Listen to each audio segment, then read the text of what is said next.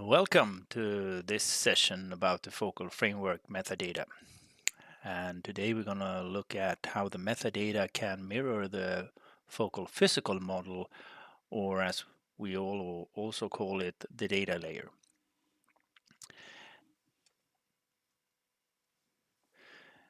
Just as a repeating from the previous session, which you should look at first, which is the part 1 of the metadata walkthrough that I'm doing at this point. This is part 2. When working with the focal framework, you will notice that the physical implementation of the data layer is a mirror of what is described in the metadata layer. As in this picture, the lake would represent the data.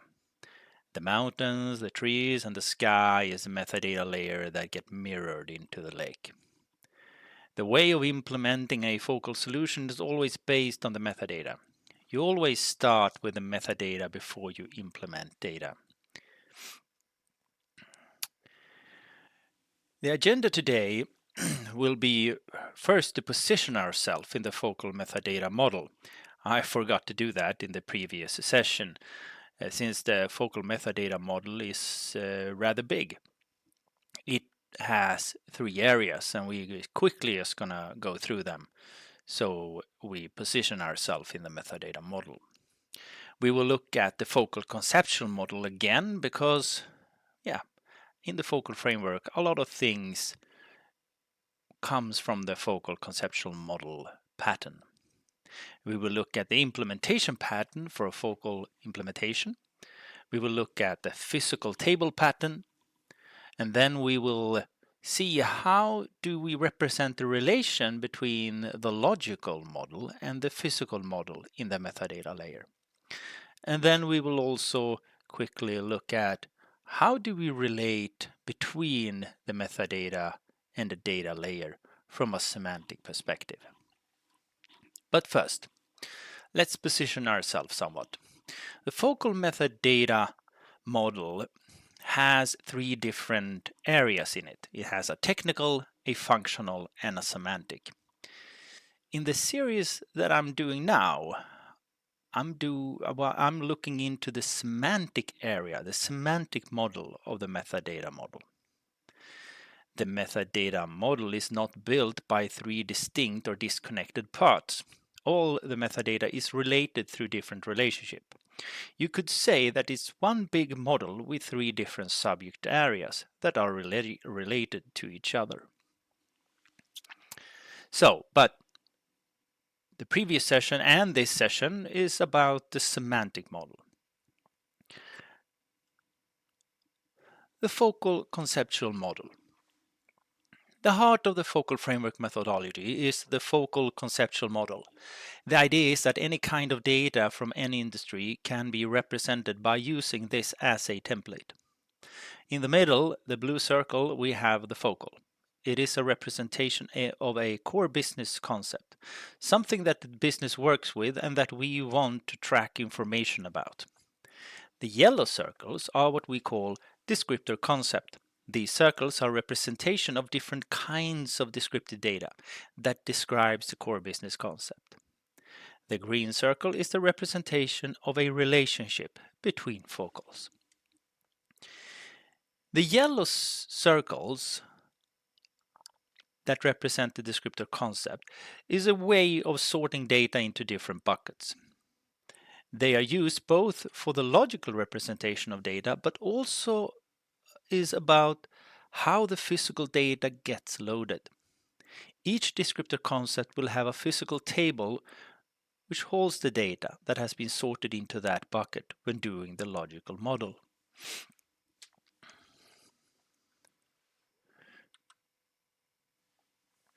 In the focal framework, we align with the focal conceptual model.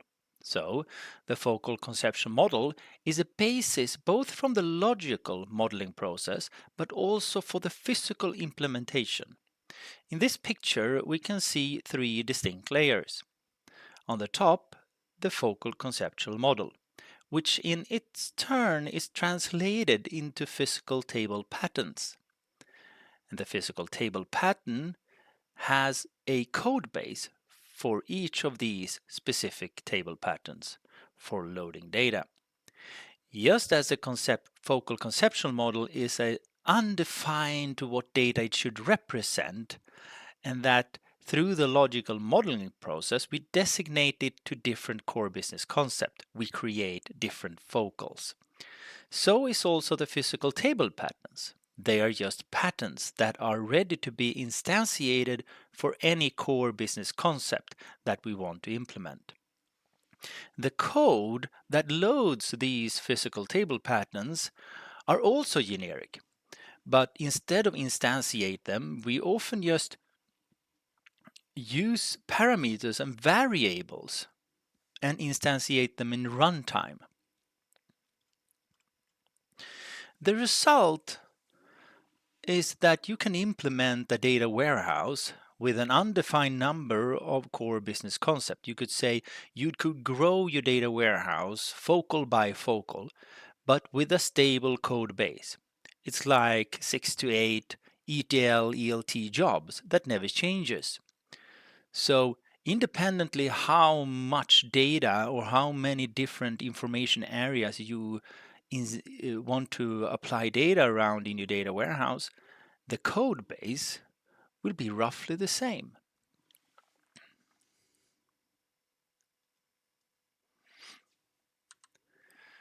Physical table patterns. What you can see here are the base table patterns.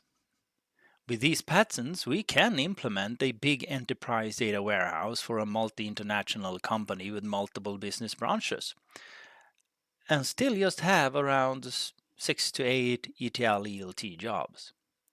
To get an overview how that is possible, you should check another video. It's called the Focal Implementation Introduction, which is on the same YouTube page, which will give you a somewhat simplified but still an idea how the physical implementation works. But these are the physical table patterns. Now, let's go back to our example from the previous session. So let's see, how does the logical model relate to the physical? First, let's look at this logical focal model representing the core business concept of a loan. And loan, as described in the previous video, we have here and in this case we have removed one of the atomic contexts. We will only have the atomic context that will be used as examples. And in this case it is a loan amount, atomic context, and a risk category. So the focal loan has two atomic contexts related to it, is a loan amount and its risk category. Each of these has certain attributes. So the yellow text in the white text in the yellow boxes represents attributes that belongs to the atomic context, which is represented by the box and the black text. This has also been designated to the descriptor concept. You can see in the bottom right corner, you can see that to what descriptor concept these atomic contexts belongs to. So you can see a CD for the loan amount, which represents a condition, and a CL for risk category, which represent the descriptor concept classification. So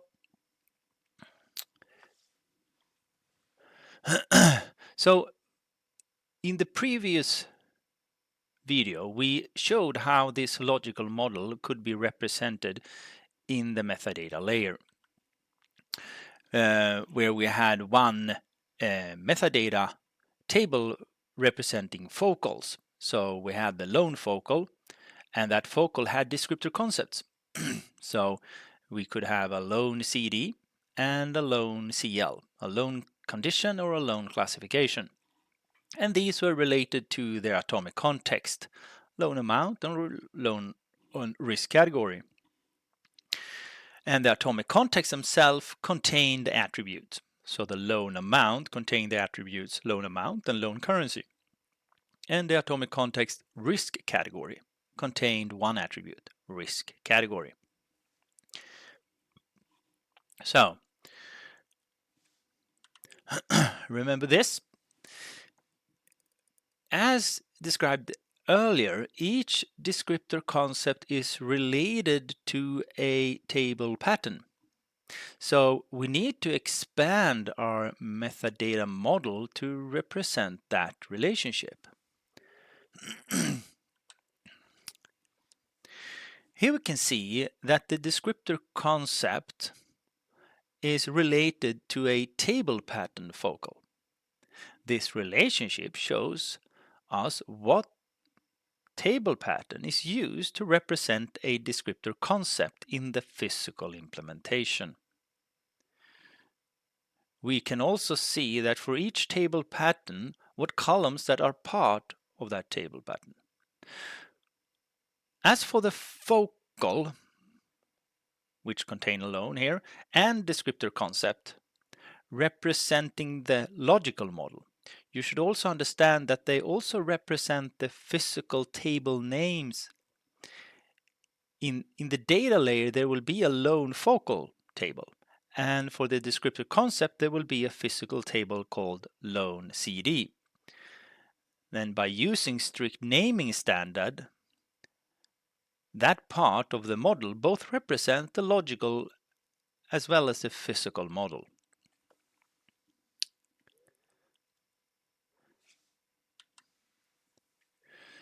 This is the most used table pattern in any focal implementation.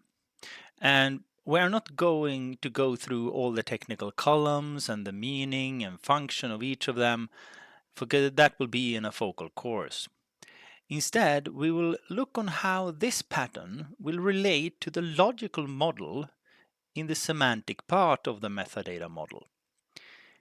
In the extended model that we looked at before, we could store an instance representing each table pattern in the table pattern focal and relate them to each column that they contain.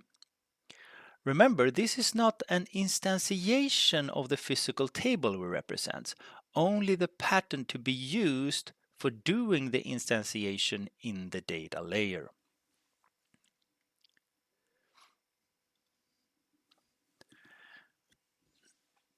In this example, we look at the descriptor concept, lone CL, lone classification, with the atomic context risk category, which in its turn has one logical attribute related to it with the same name, risk category.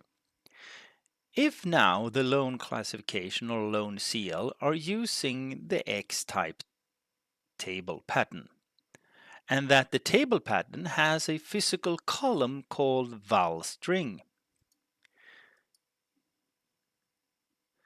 If we want to describe that the atomic context risk category has its logical attribute risk category physically implemented into the val string column, we need to create a three-way relationship, a sort of a unit of work between those focals. When that is there, we can then see how the focal logical model is represented in the physical structure in the data layer.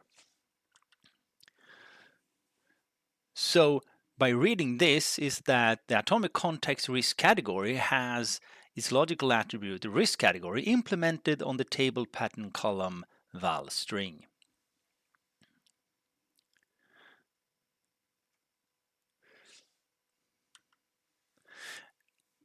I try to show you this another way as well.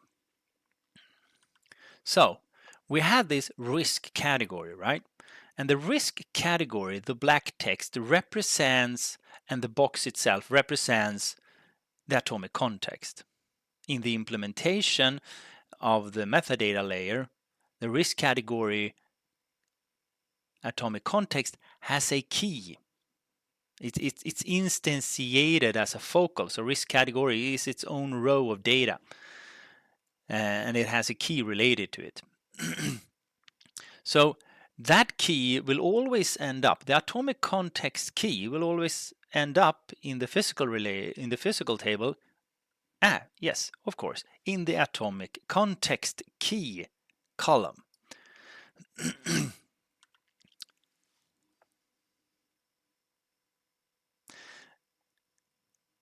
And then we have the logical attribute, risk category, implemented into the val string column. So this is just another way of showing it in a more visual way how this becomes implemented. If we look at the atomic context for loan amount, we can see that the black text representing the atomic context gets loaded into the atomic context key column.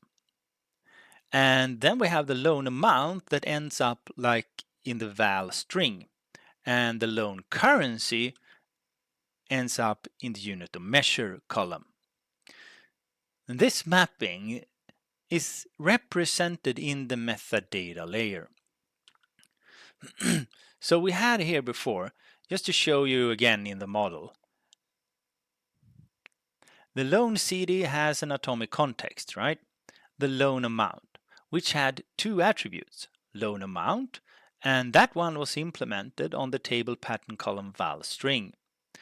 But we also had one more logical attribute related to the loan amount atomic context, which was loan currency, which is mapped. Then the loan currency is mapped to the physical column unit of measure. So here you can see then that the atomic context loan amounts has a logical attribute, loan currency, implemented on the table pattern column unit of measure. And once again, since the naming standard of the data layer, physical tables, follows the naming standard of the descriptor concept, you don't need to set a specific name on the table pattern. So in the table pattern columns, we only have 5 or 6 instances of data representing the different patterns. The physical table name will be the same as in the logical model. So by that, you know that in the data layer, the atomic context loan amount is stored in the loan CD table, and that the logical attribute loan currency value resides in the physical table column unit of measure. So this is how you could query the metadata and see how the logical model is implemented physically. Remember that the focal and the descriptor concept is the same name as in the physical implementation. So they represent both the logical as well as the physical implementation. And when we look at the query itself and the result of the query, you could see then that we have a loan focal with a descriptor concept, loan CD, which has an atomic context key 234 for the atomic context loan amount. That 234 is a key representing the atomic context loan amount. And the loan amount atomic context has two logical attributes, loan amount and loan currency, and they are implemented into the physical column of val string and unit of measure.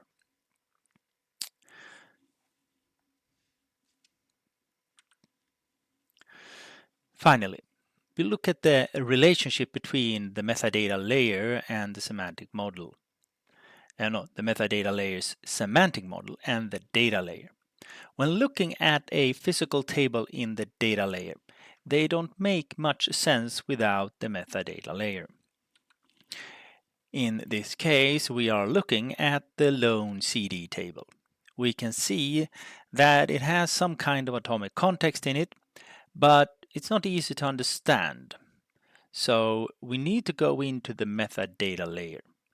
Normally, we have a view written on the metadata layer's semantic model, where we can join and see what this data in the data layer means, how it is described, and how it's modeled logically.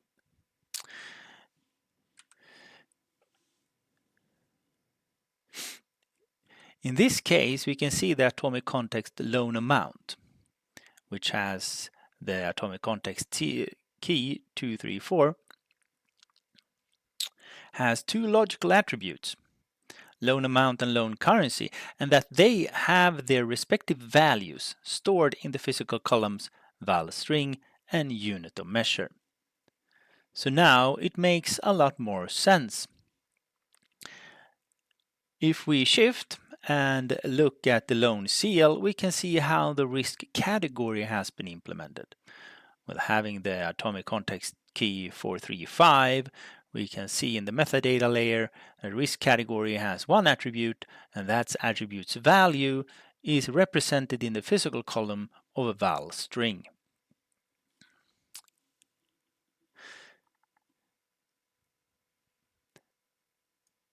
Since the atomic context key is always part of the descriptor concepts table patterns, the join to move between the data layer and the semantic model in the metadata layer is always the same. It's a repeatable pattern which is easy to use, and we often use it to create views or functions or store procedures on the data layer, combining it with the metadata layer. And when we combine it, we can choose to replace the keys and generic physical column names with the logical representation in a fully repeatable pattern.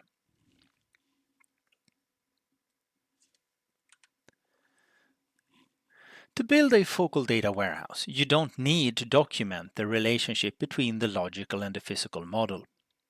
It's an option, but it's not mandatory.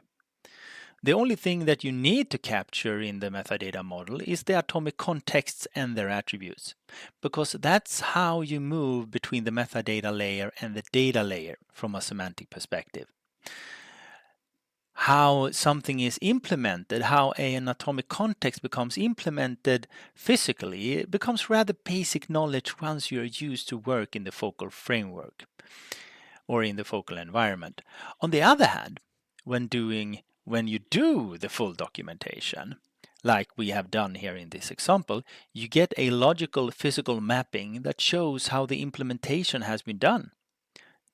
Just an SQL query away. Thank you.